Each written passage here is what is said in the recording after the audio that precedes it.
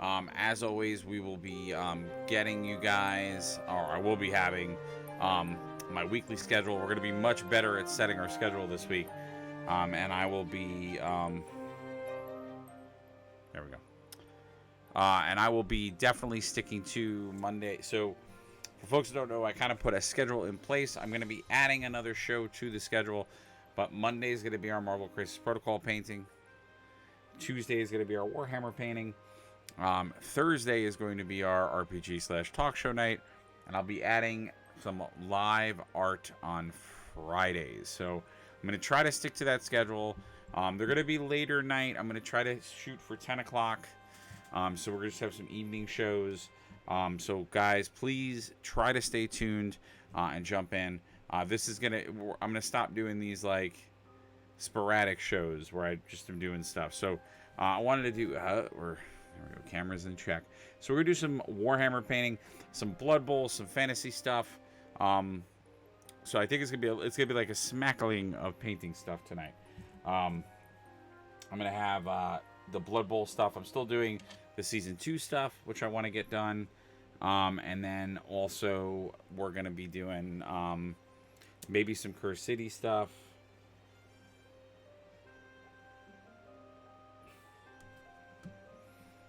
So we can get that done. And then what we're going to focus on this week for Warhammer stuff is going to be very much...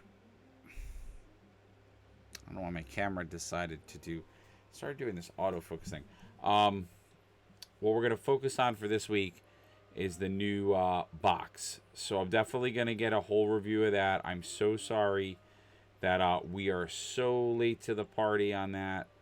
To make a long story short, I had some family come in this weekend. I had some family come in this week, and so my streams have been a little bit on the more sporadic side. And then I had a lot of, talking with this person.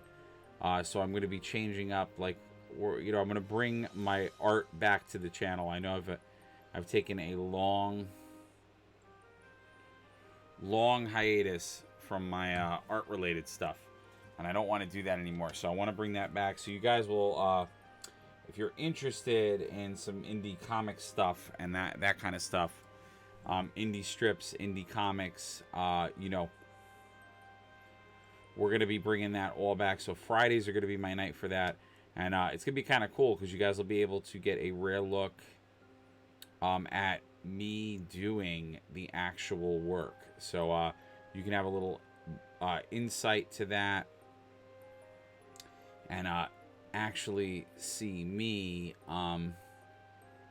making those judgment calls in real time. So definitely going to do that. And then we're going to, of course, continue to give you guys what I know a lot of you enjoy and love, which is my painting stuff. And as I've been saying on the channel for a little bit, there'll definitely be some other announcements on the painting front. I have a lot of stuff in the works for my model painting and tabletop stuff, so just stay tuned. I'll have a lot more in the way of that. Oh, did I just paint over his nails? I think I just did. Well, that's not what I wanted to do. All right, so I'll have to probably white those out later, but that's okay. It's actually not the end of the world if I do that. I mean, the Gilliman brown, because of the way that I tend to do the Gilliman, I do the Gilliman very light. I always do a very light tone with it, and then I'll come back and darken it, because it is... I think I've said it before. I don't know. I don't think they intended for the Gilliman to be used. I mean, it's called Gilliman flesh. So, I was about to say, I don't think they intended it to be used for flesh, but that obviously is a fallacy within the name of what the color is. But, and if you guys don't remember our other referee that we got in the box, this is where I got him to. So you can see, I'm trying to go for a very traditional... I wanted to do a very traditional fantasy look for these characters. So Whenever I do my Blood Bowl stuff, I'm very much pulling for you older GW fans out there. I'm definitely pulling more from the fantasy side and less from the Age of Sigmar side.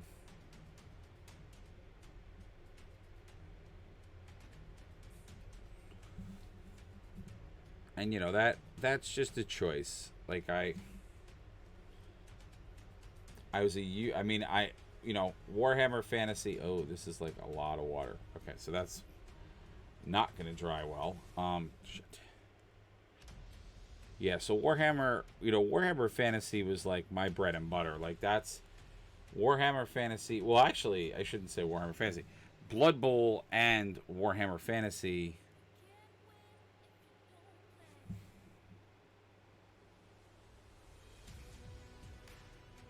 Warhammer Fantasy and Blood Bowl were by far two very big influences when I was like starting to learn how to do all this stuff. I mean, I in general as a kid always loved painting models. So I was like many people,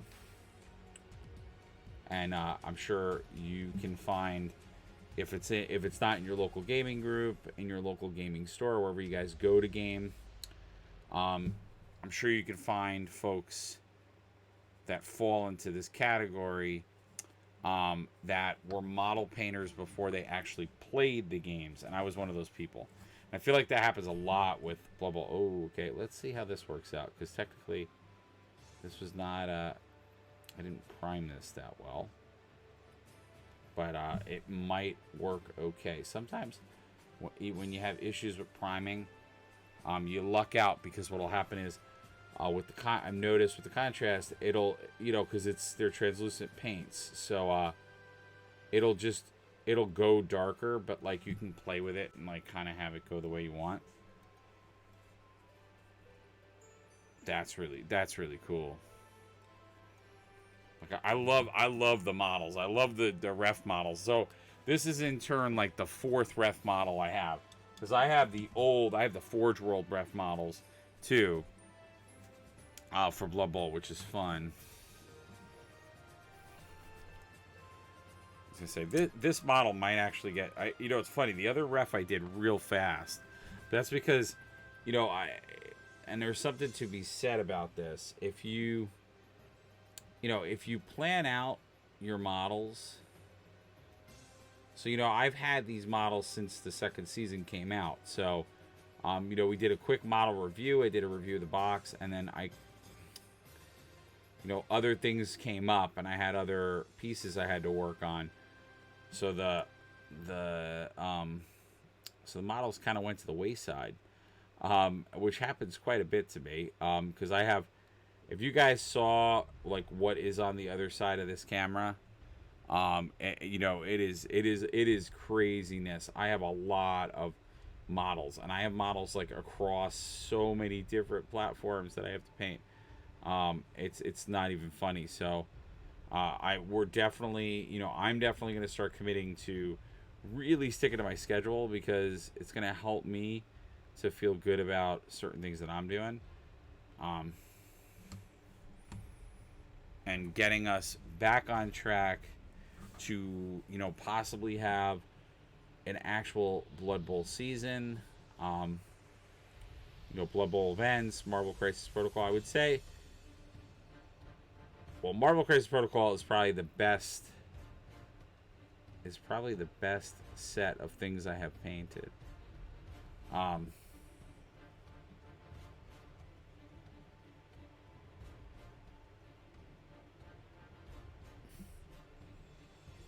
So what I'm trying to do, guys, I'm trying to go real easy into this beard detail.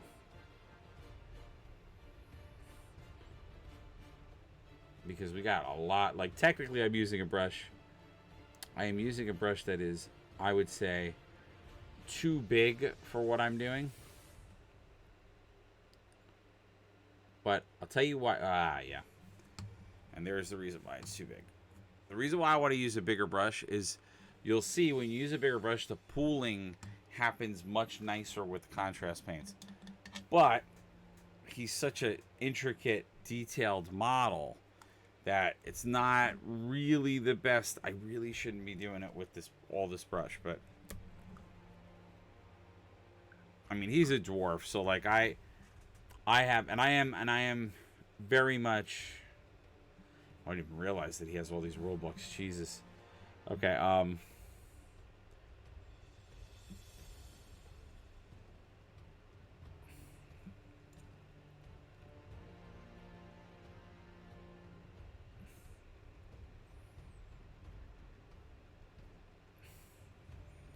Yeah. So he's got that going on. Wow. Yeah, that's another book. Oh, Jesus. Okay. I gotta go in with that there. Oh, there's a lot of interesting detail on this guy. I didn't realize he had like several different books on him. I realized he had the one big book on his back, but I never in a million years thought that he had like 4 different books on him. Which, in some ways, I can understand that, because if you think about Bloodbowl, you know, there are all these factions and teams, right, from all over the fantasy world. It would make sense that they would have issues with the way that the books, like with rules. So like, because you would have to imagine that Blood Bowl, just by its inherent nature, would have like multiple rule violations and readings and stuff. And like, you know, the lizard men have probably different, they have exceptions for like them versus like, you know, the all right, this is like the tension moment.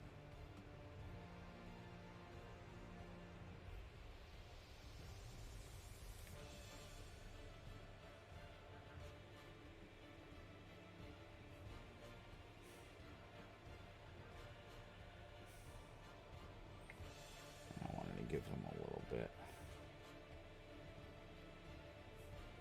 more character, so I gave him. So now I'm just going in, and as you can see, I'm just going in, and this happens to me a lot when I paint. Like, I have to go back in. Sometimes the way that the seaming is, or just the way that the mold of it is, I have to sort of like rethink about where that color is supposed to be. Yeah.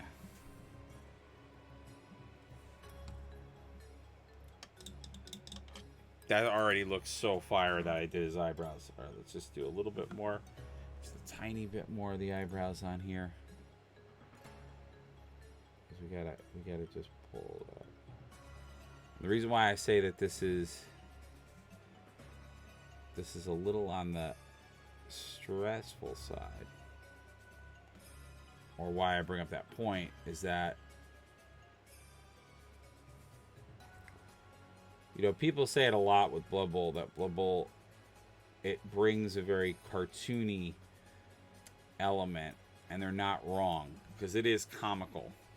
You know, they made Blood Bowl, you know, they didn't make Blood Bowl as a joke, because it is a serious game, but it is trying to take a lighter side to it is taking a lighter side to the fantasy stuff, so it does have a little bit of its own, you know, comic relief, if you will, and definitely is meant to not completely take itself seriously.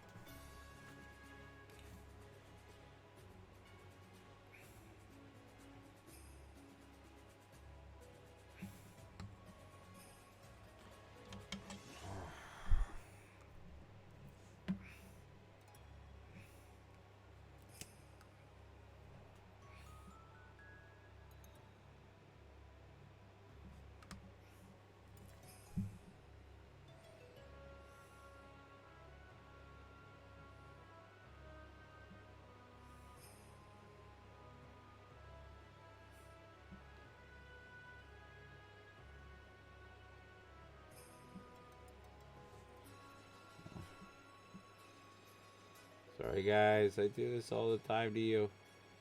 All right. I'm just trying to...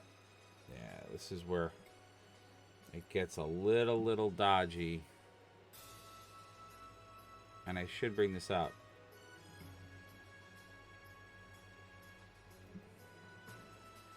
You know, this is part of why you really are supposed to wait.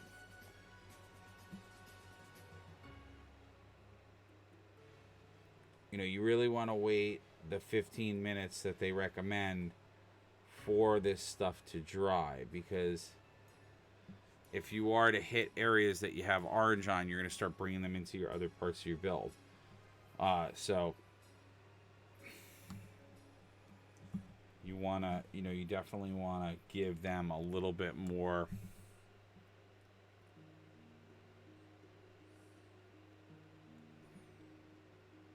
Yeah, I want to just keep that all, yep, sewed up. So now what I'm doing now is I'm just going back in, similar to how I was doing with the orange. I'm just going back in to tidy up any areas where I didn't get the color completely in. But already you can just see from the little bit we painted, I mean, he's looking pretty awesome. You know, and I'm going to keep him in the same style as my other referee.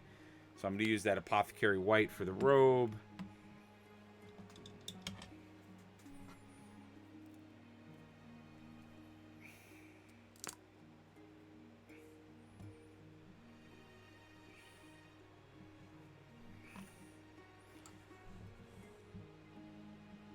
Yeah, it's crazy. I probably am gonna... I'm surprised how fast I'm able to paint these. I don't know what it is, but like I said, I've been staring at these models for a while. So going into this paint exercise tonight, I had a very clear outline, you know, color scheme wise, of where I was gonna go with these models. So it actually is not surprising me that I'm barreling through it pretty fast. And I don't know, it might also be, and I think this might be another piece to it too, which I never really started to think about, but I think GW is starting to, you know, when they're putting their models together now, they are putting models together that lend themselves very well, obviously, to the contrast painting method. So I think that that's another reason that these models are getting painted, you know, fairly quickly as well, because I'm sure they're testing out these molds so that they are very friendly to it. Because as I've told people before, I mean, like, you know, I have a buddy of mine who, and I keep doing this. I wanted to say a big thank you again to my sponsor, and I'm going to say them again. I'm so bad at sometimes putting that in. I gotta do better intros to these videos. This one was more of a sporadic idea because I was like, ooh, let me get a painting video up because I haven't done one in a while. And it also serves as, like, if you guys are watching this, for the whole schedule piece. But yeah, Undiscovered Realms, always like to shout them out. It is the place that I get all of my models from. They are local here in New York. If you're around that area, or you are watching and live within New York, go online, check them out. Again, Undiscovered Realms. And they do all manner of stuff. They have tabletop, they have trading card games. They have really big and nice selection of Funko Pops. So they are your guys for quite a lot of geeky stuff. But yeah, they got Warhammer products, Marvel Crisis Protocol. So basically everything you've ever seen me paint, for the most part, with the exception of obviously a lot more of the independent folks that I spotlight sometimes. It all came from Undiscovered Realms.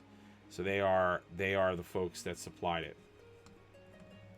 So yeah, check them out. And they ship on their website to anywhere in the United States. I think they might even ship internationally, because I know I might not be correct on that, so I'm not going to say 100%. But yeah, they'll ship directly to you. So even if you're not in the New York area but still want to check them out, They have a full website, and what's really cool is all of their inventory that's in the store is available via the website. So, and they have Star Wars Legion. If you guys are Star Wars Legion players, I don't think I'm ever going to cover that game. I might buy some of the models, because I actually do have the Star Wars role-playing game, so it might be nice to have some of those models for potentially campaigns in there. But they have that. They have the Marvel Crisis Protocol, as I said. They have Warhammer. They have, if you're a 40K player, they got 40K. If you're an Age of Sigmar player, they have Age of Sigmar, which is where I got my, they are who I got my new Age of Sigmar box from. So very, very cool, guys. Oh, we got a full house. Yes. So you guys can see what we're painting up. We're painting up one of the referees from the Season 2 Bloodbowl set. I'll probably be doing some of him as well. So it's going to be a mishmash video in the sense I'm going to paint a lot of different models tonight. I usually like to be painting 2 models at once because then I can let one dry while I'm painting the other one, which is a little trick I learned a little while ago. And for all intents and purposes, if you guys have questions, comments, or things, please do not hesitate to throw those in the chat. I love when you guys ask me painting questions, and if there's something on your painting table that I can help with or give you guidance or pointers on, I'm always a fan. I've helped so many people with like different opinions, and I can imagine, we have a lot. If you're an Age of Sigmar player, even if you're a 40K player, everybody's got new toys. So, even if you're doing Kings of War, there's new stuff across the board. They're releasing new armies. They're releasing new stuff. So, do not hesitate to throw. To throw up what you got going on, or just questions. And my number one favorite painting question. My other favorite thing is if you are. Oh, sorry, guys. If you are new painters or looking to start to paint, I'm always a fan of answering, potentially questions that you might have.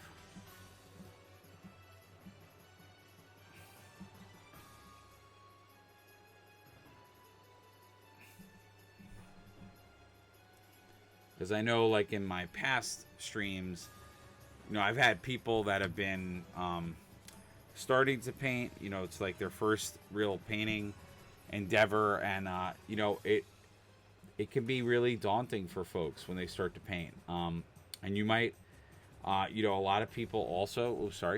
A lot of people may also be turned off from the hobby in general because of what they perceive as a lot of work or a lot of time.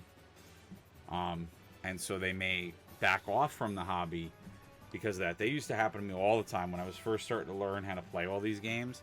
I had, it took me a little bit of time to get an actual like core group of people that I could actually play with.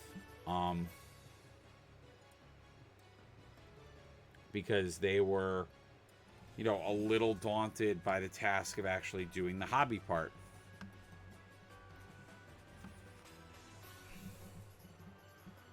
Some of them enjoyed it, some of them didn't, and I get that.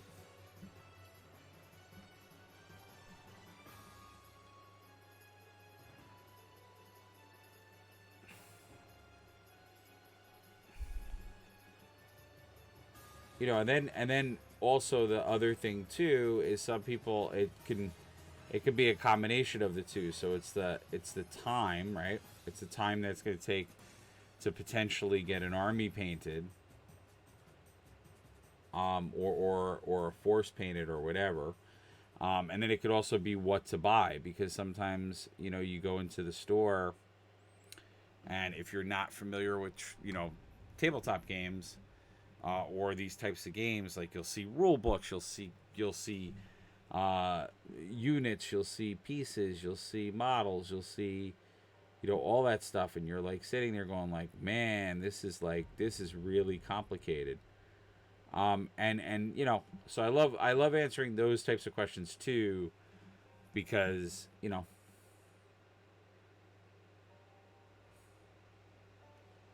sometimes that is a misconception that people have when they're starting to go. And once you talk to somebody who's played the game, you start to realize, just what you need and what you don't need. Because a lot of times, maybe I would say 9 out of 10 times, a lot of what you're seeing is not all actually needed to play. Some of it is, some of it's extra because, like, they know for people that really love to play, they might want like special edition things or whatever. Or some of it is also people's preferences and style about, like, when they're playing the game, what they like to have available to them. So, like, GW is a big, they're a big stickler, and I would say are a pretty big offender of this, which is, they'll make a lot of products that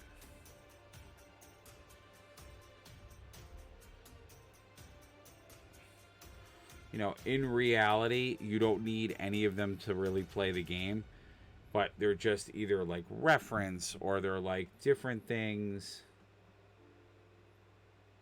that, if you had it, would it make your life probably a little bit easier? Sure. But it's not like essential to play the game. And Games Workshop is like massively guilty of that. They'll do that all the time, where you could buy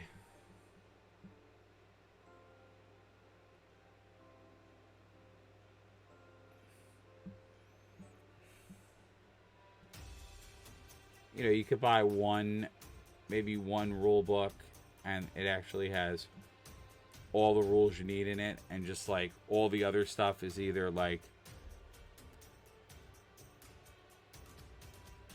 is extra, or like I said, it's just so like when you're sitting at the table, it's for your quote unquote convenience.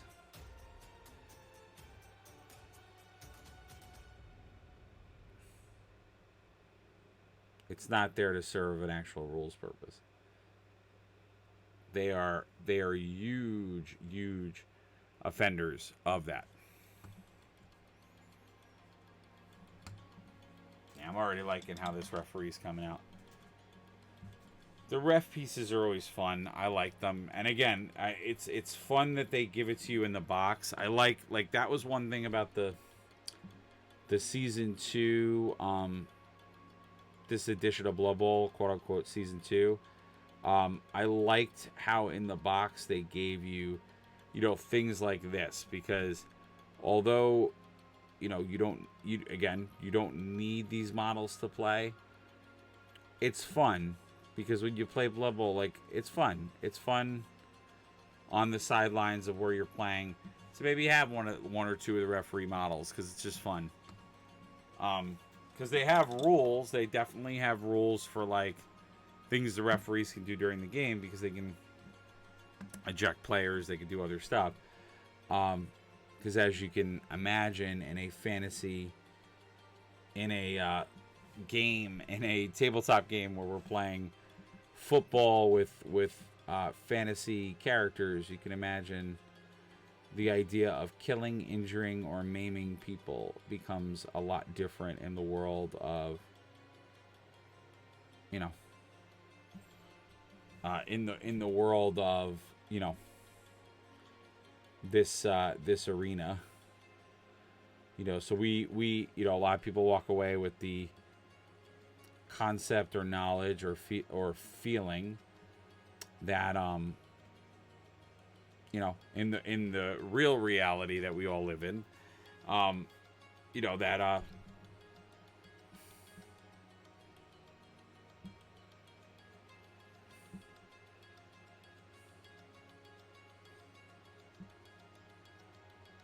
that football is a violent sport. So, like I said, imagine now characters who have claws, magic, and other means to kill one another are now playing a sport that we as human beings will sometimes deem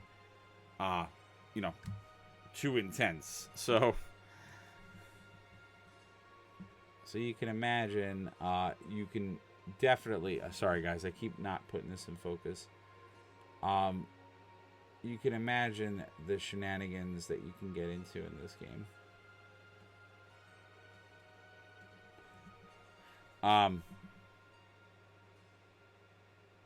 Just putting that right there. I'm using snakebite leather for the leather.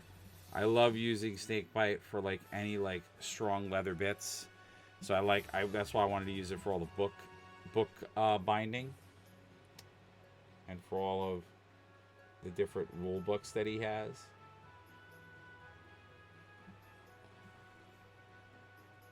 That's why I want to use all that. And then I'm going to put in, we're going to do some silver paint, but I want to put in a couple of other little things, because we have like straps and other stuff to do on him. So he has actually, for a little tiny scrunched up model, he's got quite a bit of detail. He's not.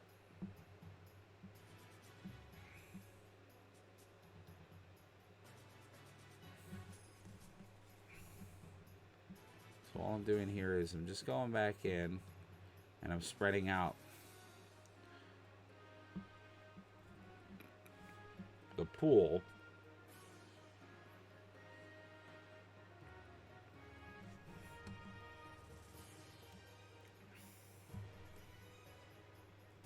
And you guys are going to see that the minute I get his eyes all settled up, he's going to look like $1,000,000.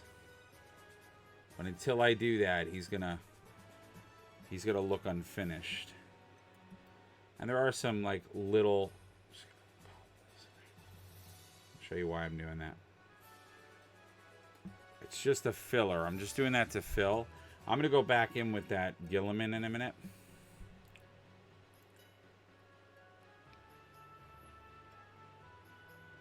If this plan works, this should.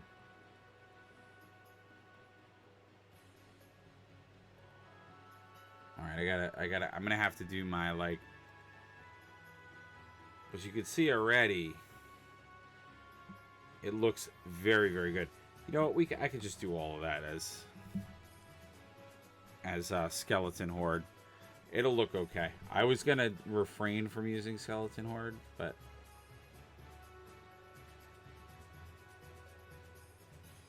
wait until you see how this is gonna look. I love playing the brown. The brown contrast colors are so good. They're like so ridiculously good colors. Look at how good that looks. Look at how good that, because it looks like you have like two-tone straps, which I always love doing that kind of stuff.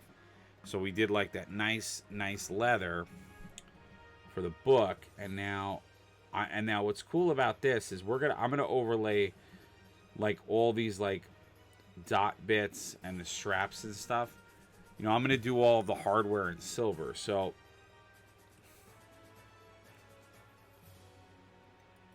that means I literally can just paint over all of this. I don't even have to worry about it, because that metallic paint's going to sit on top of it and it's going to make it great. So you can block out your colors so much faster. So this goes back to what I was saying before about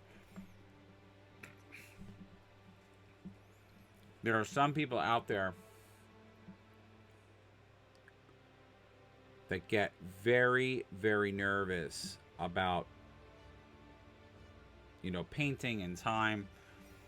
And that's why I love, and I know a lot of other, you know, commission painters like myself and other folks that play the hobby gave like a little bit of a big stink about this.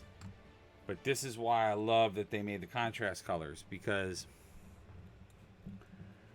contrast is a great way for someone who maybe isn't a strong painter or is just starting to paint up models very quickly and in a very quick, decent amount of time, get a result of something on the table. So I love the contrast paints for that reason.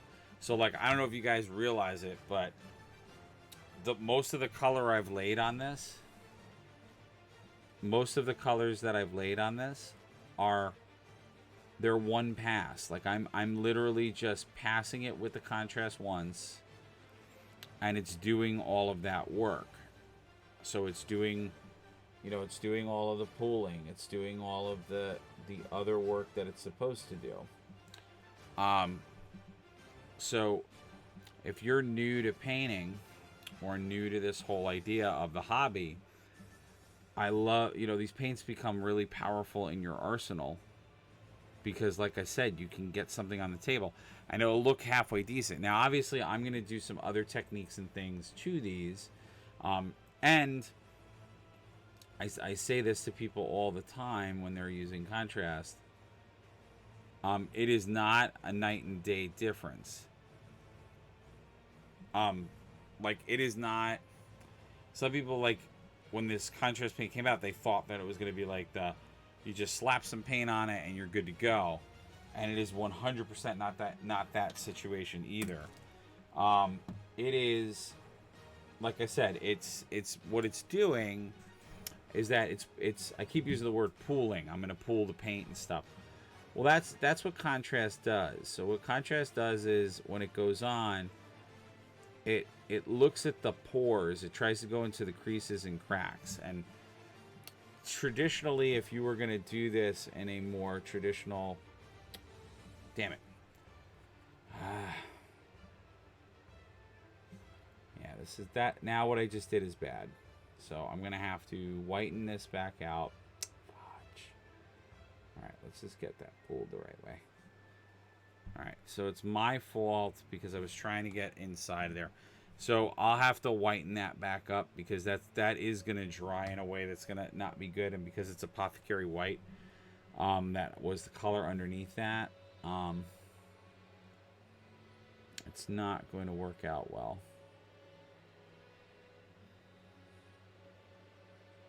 I was trying to get in there to make sure I had all that right. But yeah, so this is why I love the contrast paints, because the contrast paints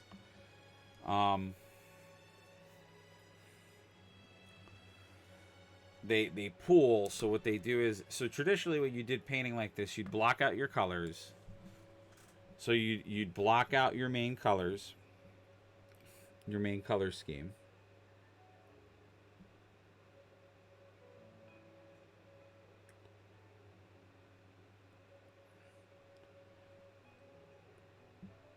You'd paint out your main color scheme. Then you would have to layer colors.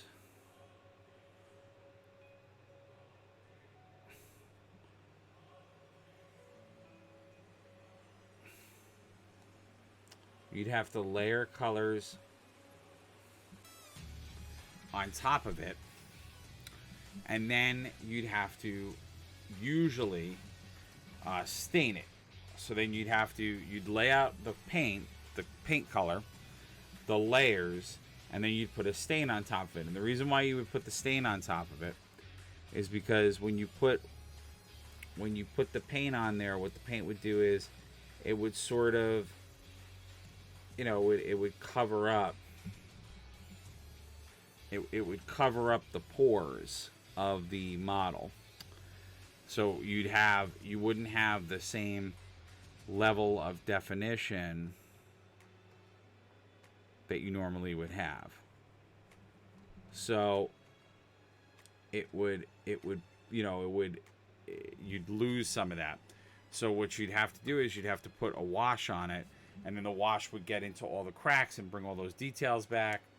And you'd have to layer the washes, so you'd have to have a darker wash or a lighter wash depending on what it was. So that's kind of the theory behind the way you used to paint. Now, what contrast does is it lays the base coat. It lays the base coat, but it also does the wash. So it actually does go into those crevices and those cracks, and it creates, as you can see, these tones because it actually soaks around it.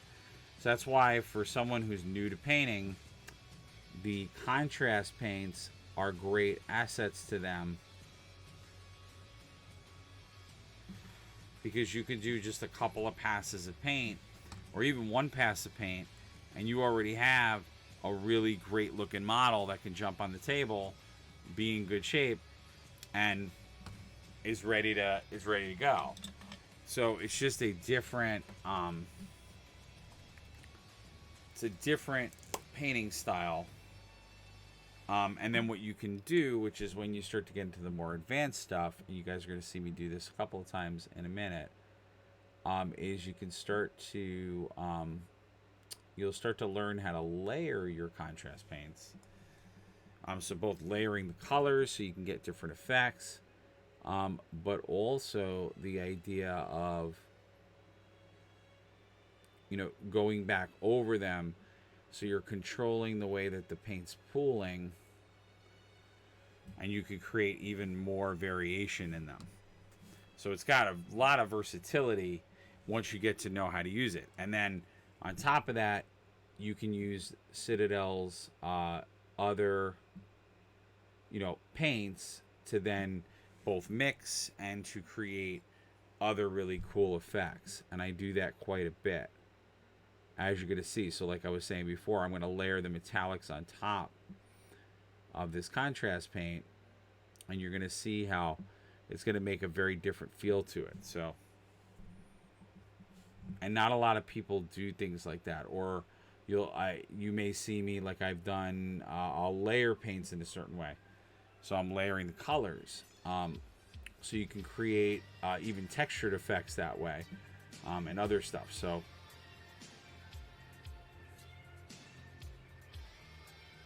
there's a lot of different ways to do that. Now something like this, I'll show you guys what I'm gonna do. If you take a dry brush and just go back over it, you can again spread that all out. So, because I don't want to have a big blob of pooling on the bottom of this, so I'm just trying to like get some of that excess out. But you can even see, like, look at that feather. That feather already has a ton of character, and all I did was pass by it with one thing of paint. So, you know, I don't want to say that you can paint like a master, but you could definitely up your painting game up just by using the contrast paints. And like I said, it's just, it comes down to the idea of it just being a fast, like, being able to be faster. So you can, you know, potentially...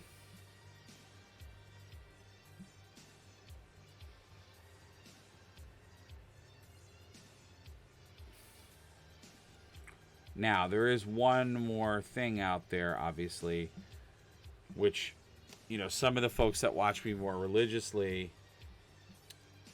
might say, you know, might give the comment of, why don't you get a an airbrush? Which airbrushing, of course, is another piece. And if you want speed, airbrushing is definitely a good thing to do. Absolutely. Because airbrushing, you know, if you're airbrushing your models, you can definitely get them done very quickly, or a lot faster. I just, unfortunately, where I am and where I paint, I don't have the ability to have the right ventilation for this. And so you guys can see, this is now a regular Citadel base paint. And so you're going to see how thick this is in comparison to the contrast paints.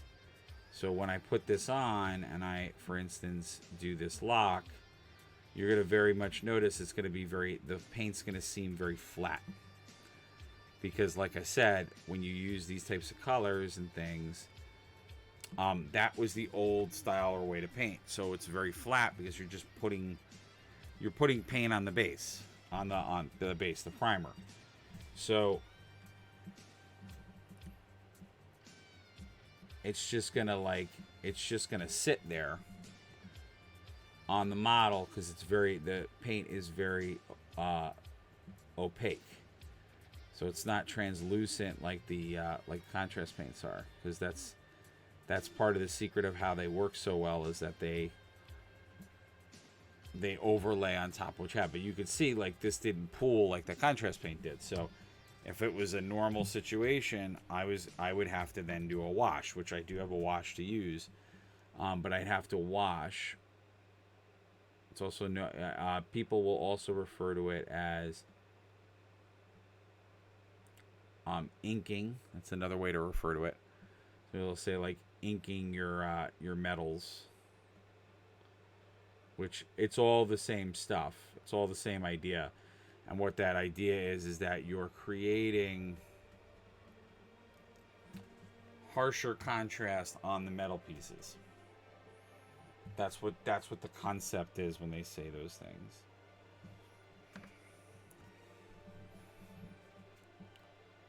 But of course, you know, so we said something together already, which was that the contrast paints are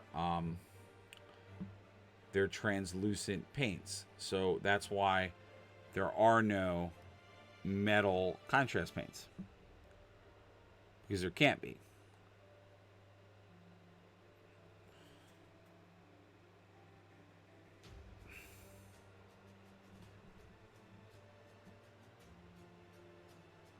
Now, typically when I'm doing a model like this one, I might use my magnifiers for this.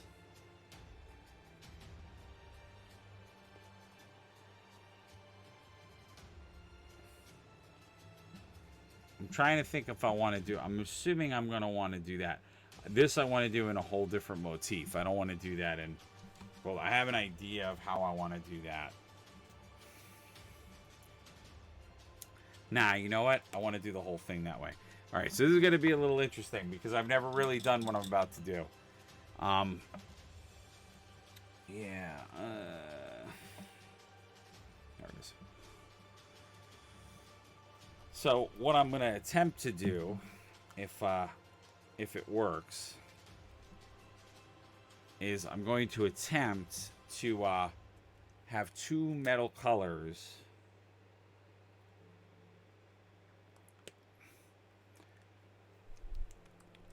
Oh, there we go. I think I just got this to cooperate. There we go.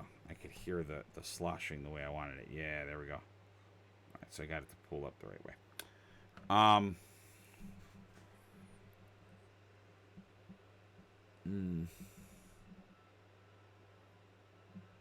right, hold on. No, I think I know how I want to do this now. Like I said, I have ideas sometimes, but then I have to rethink them out. And this was one of them. All right, so let's go. So the first thing we're going to do, yeah, there we go. So all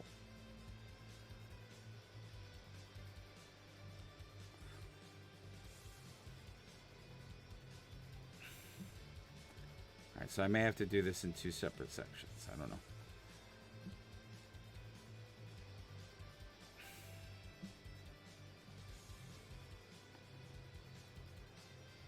And you can see just how easy this is.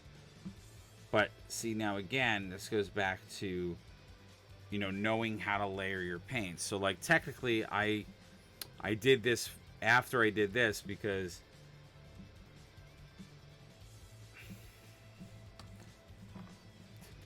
this is a darker color. So if I have overage like this,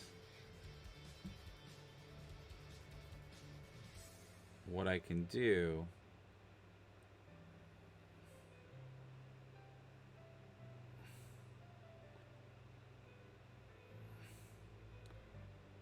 so I'm just doing now is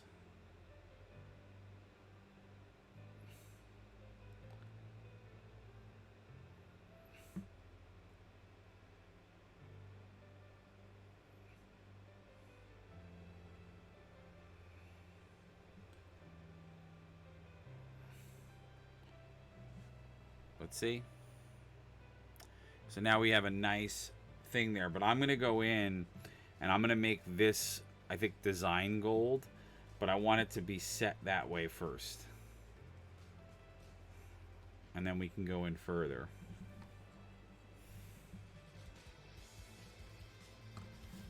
And I think I'm going to do the same thing with this too.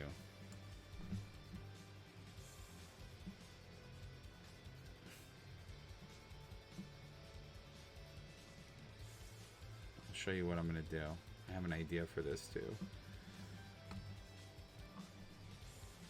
I want to base it out with the gray, and then I'm going to go into other stuff. I want to base it out with the gray.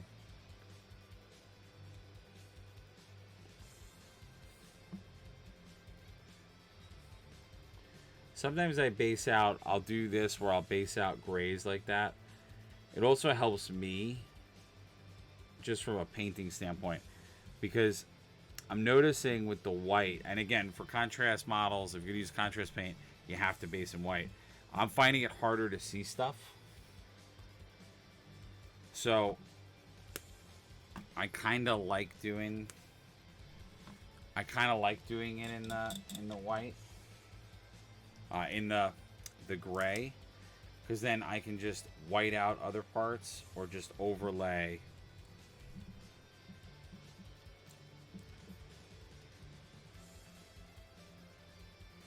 Just putting in some more of the brown.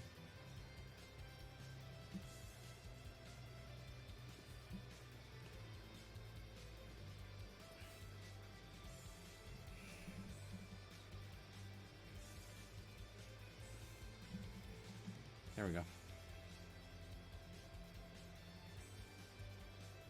So we got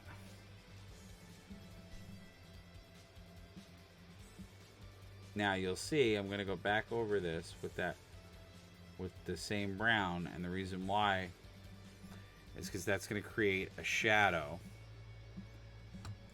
Same thing at the top. At the top I went a little too heavy, but that's okay. But yeah, I'm going to do the same thing.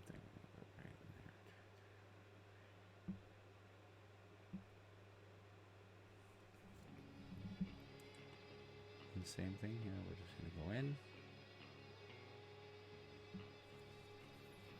So what you guys are seeing me doing is I'm going back over it with the contrast paint, because that's what the contrast paint does really well. So you'll see it now. It's going to pool on top of there, and it's going to give the effect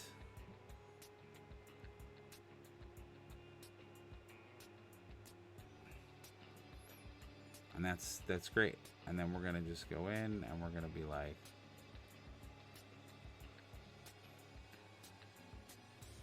perfect.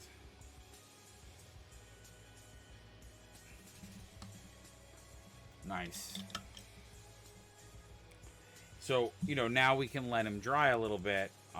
Actually, before I do that, let me get the silver one more time. I want to get his whistle painted, and then I got to figure out what I'm going to do with his shoes. I have an idea for that, but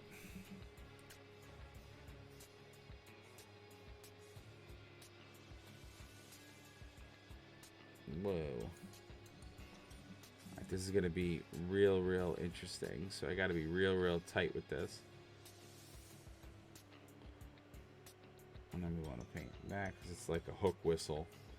So if you guys, again, going back to the whole idea that there's a little bit of comedy in this game. You know, there's definitely a lot of comic relief, and it's meant to be, you know, a little bit of a spoof.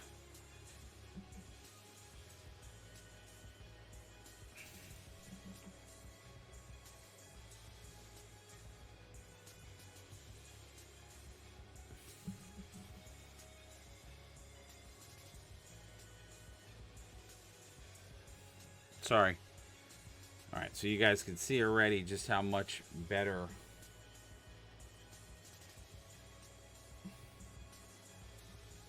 that looks. And then we just got to fix a little bit on his actual hand because I missed a little bit at the top of the hand. So we got to get some more Gilliman.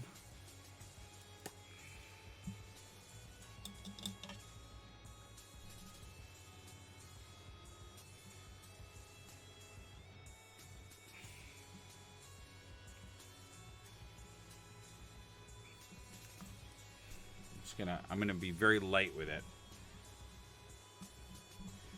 As you guys can see, now that I have the silver in there.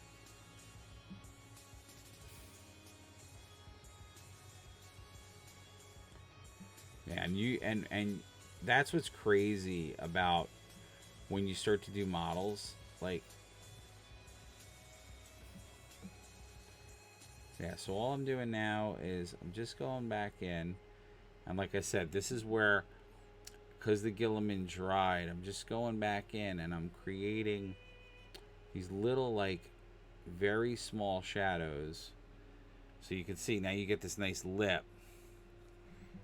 And it's going to give your character a little bit of shading. It's almost like doing like cell shading kind of technique.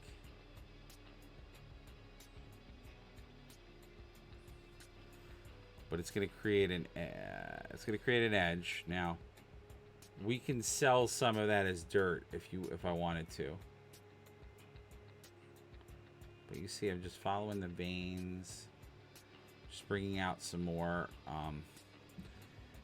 So you're gonna see the detail of the muscles. Now this is essentially what that wash would have done. So in traditional painting, I would have come in with a wash, and the wash would have made all this stuff happen.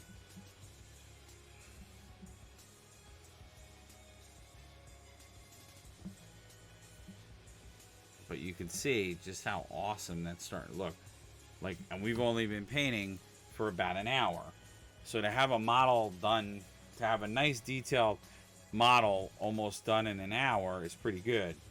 And I always tell people, like, when I'm painting,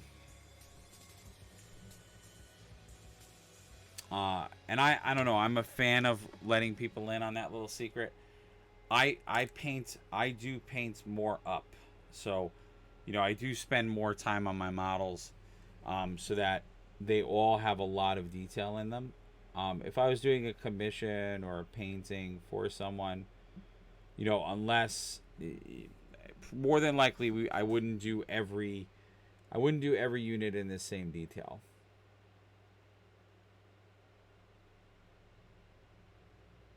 I mean, unless, obviously, if the person wanted that level of detail, I would do it. But traditionally, if you're looking at like a whole unit situation or a squad of guys, I mean, in this game it's a little bit different because, like, if you're doing Bloodbowl models, I understand if somebody wants to see this be a little bit more elaborate. Because again, Bloodbowl, the team size, you know, your average team is 12 players. You might have a couple of like star players. So like you kind of do want all of the models to have this level of detail, which I totally get. So this is like a little bit different. But if we're talking about like an Age of Sigmar army or whatever, like, you know, your troops,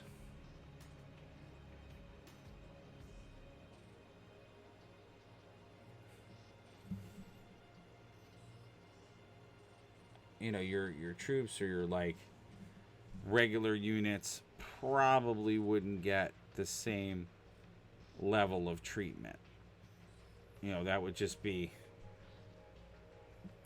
you know, and a lot of that might come down to time. It might come down to a lot of other aspects. But, you know, so when I do commission painting, I have levels. I have like detail levels and be like, okay, cool.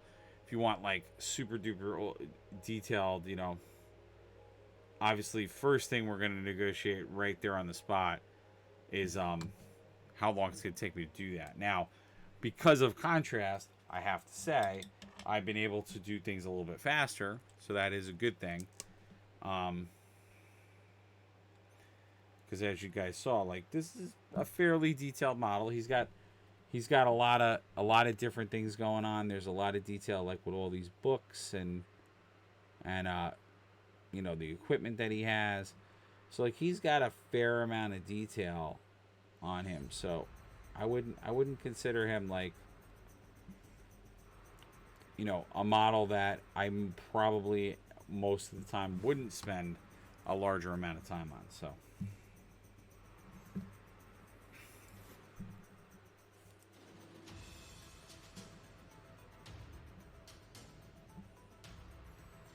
just putting in a little bit more of the paint because I stupidly had a little too much water on the brush.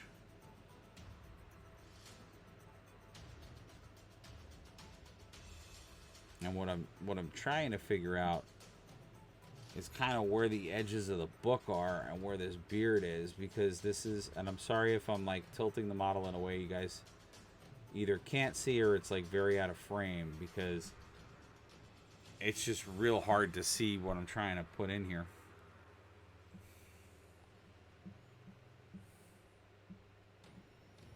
There's like a lot of shapes going on and I'm trying to find all of them.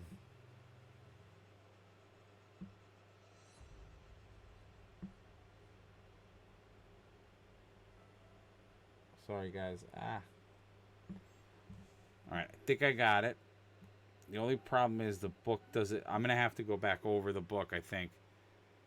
Yeah, it's just, that's a hard angle. Like, he's got some hard angles in there that, you know, I think I get to this point in a lot of the builds that we do, and I say I might have to just start painting on the sprue, because some of GW's models are getting like so super detailed that I might have to start doing painting on the sprue. I don't like doing that because I can't think about painting like that. I've said it a few times.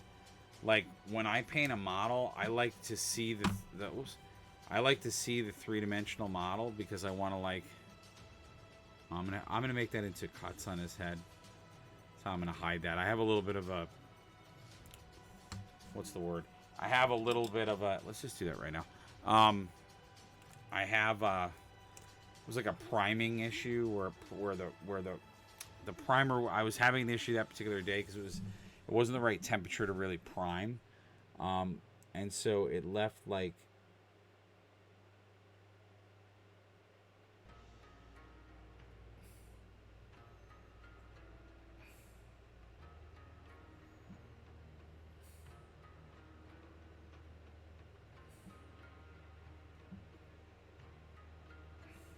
You know, it's just for fun.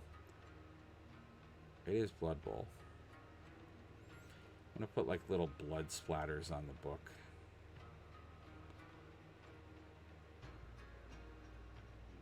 So it looks like maybe a player bled on him.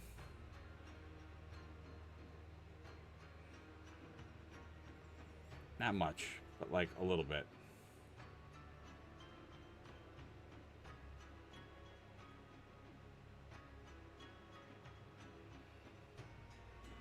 So give him like a couple of cuts on his head, and that'll totally hide the painting debacle that I had, the priming issue.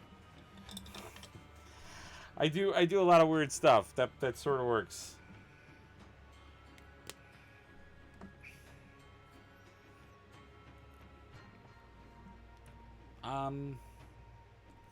He's a dwarf. Let's do green eyes for him. Oh no, yeah. Let's do. What did I do to the elves' eyes? Were they green or blue? Oh, I did them green? Alright, yeah, so then let's do them blue.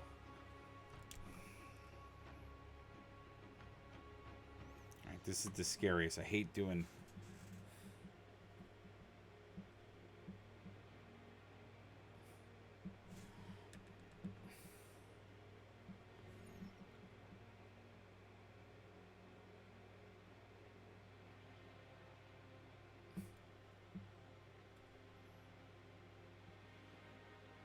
I went everywhere but the eye. Great.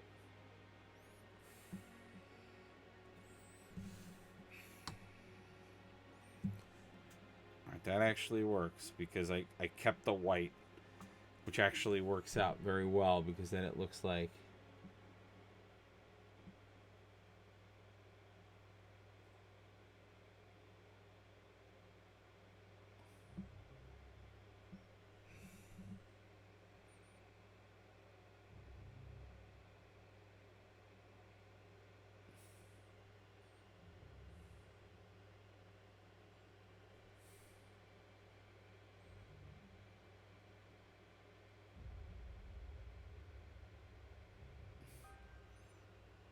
There we go.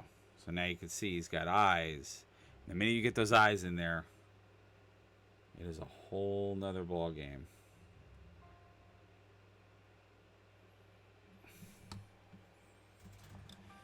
Because then he's got character, and then he's looking at something. He doesn't look like a doll. I need Gilliman. Whoops. I need to just put a little bit more Gilliman. I think we're gonna. I thought we could paint more stuff, but I don't think we're gonna be able to paint more stuff because I got to be up early, and it's already kind of late, at least for me here.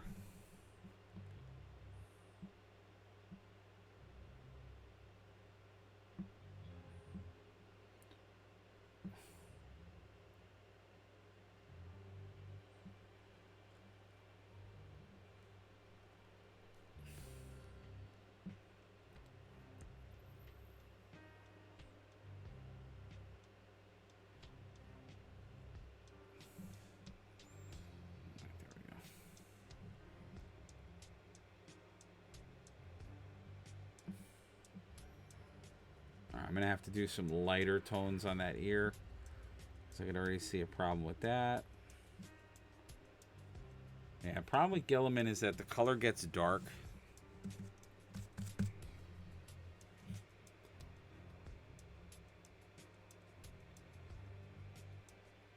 Sorry, guys. I'm just trying to...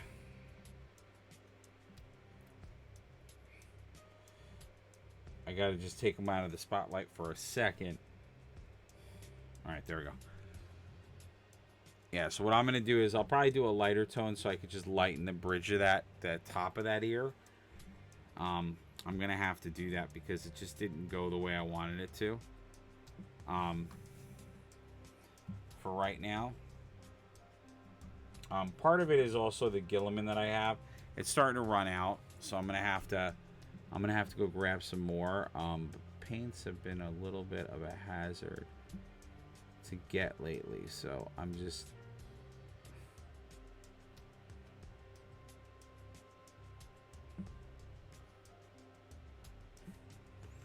So again, just bringing some details into the hand.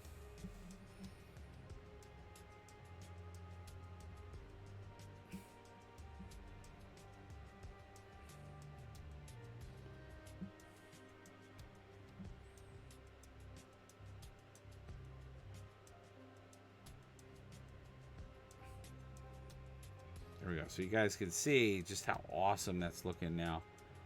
Especially because I started bringing some of that darker tone from the hand.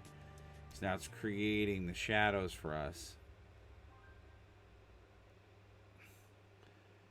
And so now he's starting to have a life. He's starting to look much more animated, much more poppin'.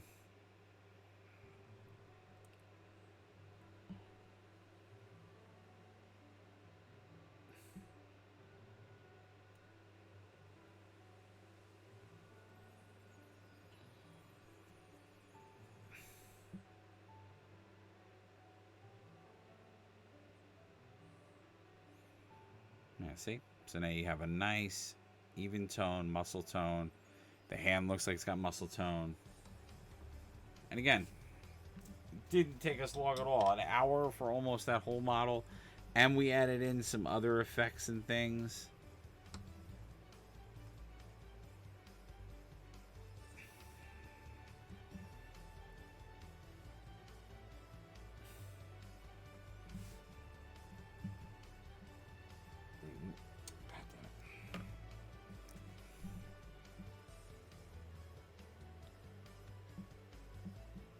I'm just doing little tidy ups, little.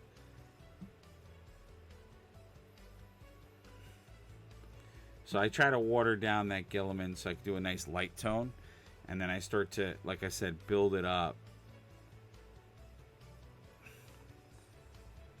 Oh, I knew there was something I missed, and there it is. It's under the legs.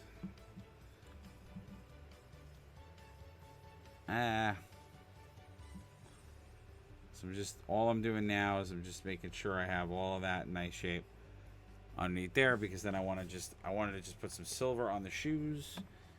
And then, like I said, I'm going to put a little bit more detail on this. Where did the silver go? There it is.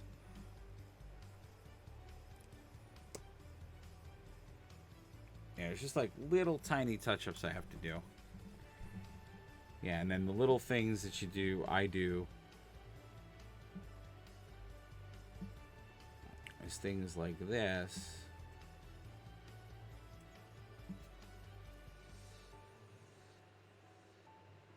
So now I'm going to go over this.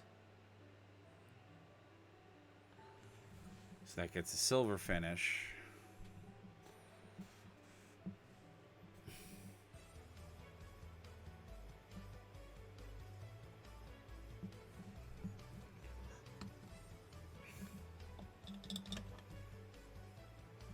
Because as I said, I painted all those buckles. I just painted over them because I knew I was going to come back in with the metal. And like you'll see, this is where like you start to learn about the contrast paint. What's awesome about the metal is the metal's much more opaque. So I literally could just go right in and start, you know, pulling out pieces of this that I think are interesting to be metal.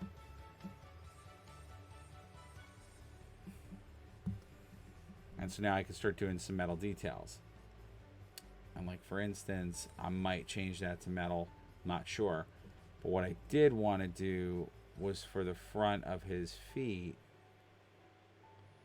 for the front of his shoes, I wanted to make him be wearing at least metal tipped shoes, because figuring that he's the referee on the field, he's gonna have to stomp some heads, because in Blood Bowl, sometimes the referee has to actually, like, you know, when they say eject someone from the game, they can be the ones to actually, like, kill someone if they're breaking the rules in a more severe way.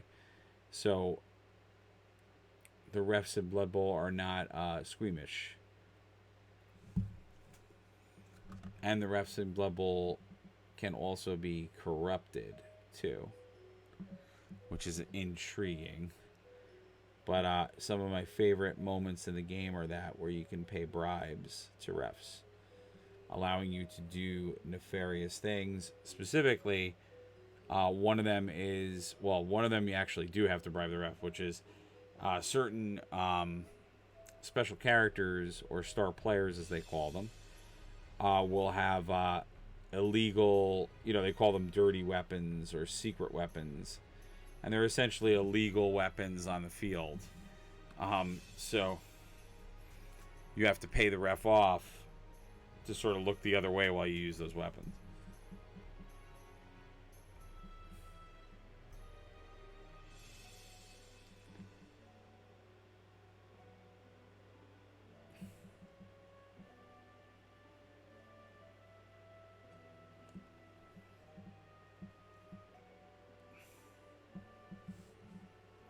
Nice. So we're just gonna, like I said, I'm just gonna get the silver on there, and then I'm gonna figure out what I want to do with the rest of the shoe. I don't know. I mean, if I make them like my other dwarves, then I would do the back of the shoes blue, which I might. He could be part of that dwarven team, and he just, he decided to become a referee.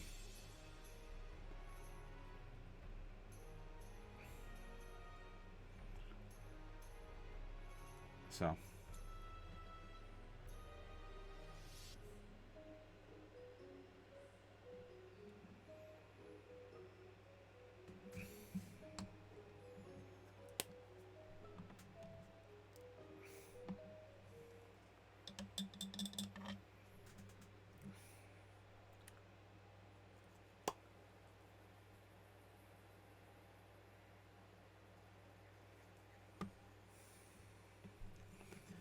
We'll paint his shoes.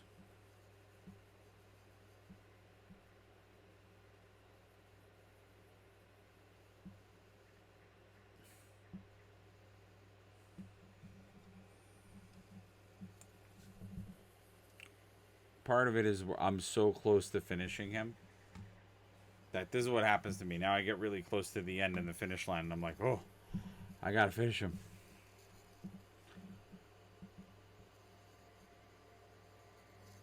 And then I'm gonna have to just do. I'll have to come back with the silver. I'll do the tips. I'm not gonna finish the tips of the shoes tonight. I'll do most of the shoe, but I can't. I gotta get up early, and I'm already past the time I said I was gonna be.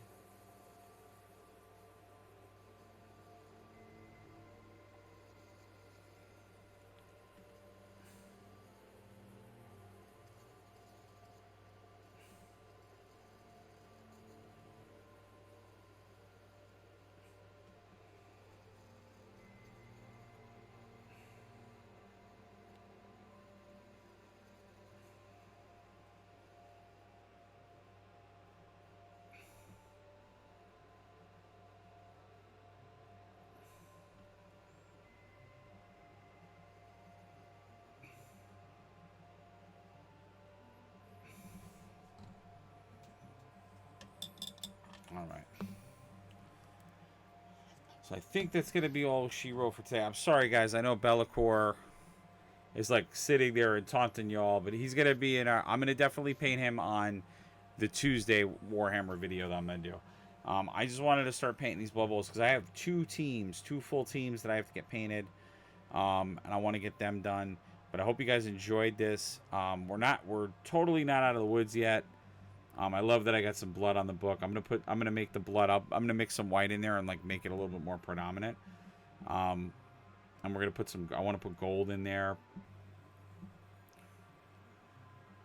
But I think he came out pretty good. I could see a couple of little touch-ups I'm gonna have to do. But yeah, so I hope you guys enjoyed. That was painting one of the Blood Bowl refs. I'm gonna be painting. You know, we're going to get back to Curse City also, and I'm going to do a full review of the Dominus box, Dominion box. There's so many things I haven't done yet that I have to do, so we're going to do those. But thank you guys for watching as always. Don't forget that tomorrow is Monday. Monday night, we're going to do some more Marvel Crisis Protocol. My hope is to get the stuff I have primed. So we could do a model build and maybe and do some painting as well. I already have some things on deck to paint, so we could definitely take a look at those. But that'll be, again, Monday is Marvel Crisis Protocol, and then Tuesday, again, you look at the schedule on the page. Please consider following the channel, looking at my links, my website, my Patreon, and such. I'm gonna have some merch coming to my Patreon, and you can take a look at some of my original indie comics, which we're gonna be bringing that show back on Fridays. So you guys are going to see me working on original content for the Patreon, which I thought was a really cool thing to do to get you guys in. The Patreon, by supporting that, you can literally support it by doing $1 a month. Like, you don't even have to do it. You don't have to sign up for a crazy tier. And I will make most things available to that tier. And there's even a special tier right now that if you were to sign up, you could get all the comics and any type of stuff that I do on there. So take a look. There's a tip/donation button. My website itself, which I'm going to be updating with more painting samples, which I haven't done yet, and a few other things. You can also contact me for commissions for painting through there. So lots and lots of stuff, and we're going to have some more live events and other things. Again, I want to thank my sponsor, Undiscovered Realms, for this video, and thank them for always coming through and getting me my supplies and my paints and my stuff and my models. Please check them out. Please support them. The more you support local stores like that, the more we all will have them in our communities to be those places that we can go and play. So please don't hesitate to give them a call or check out the website, order something from them. Support them in this tough time for a lot of small businesses. As always, thank you all for watching, and I will look forward to seeing you at the next video. And don't forget, we also are going to do some gameplay mixed in and some other stuff, because I did get a PS5, so as some games come out, I will do some series where I do some gameplay and playthroughs of those as well. All right, take care, everybody. I'll see you at the next video. And don't forget to check out my YouTube link as well. All right, take care.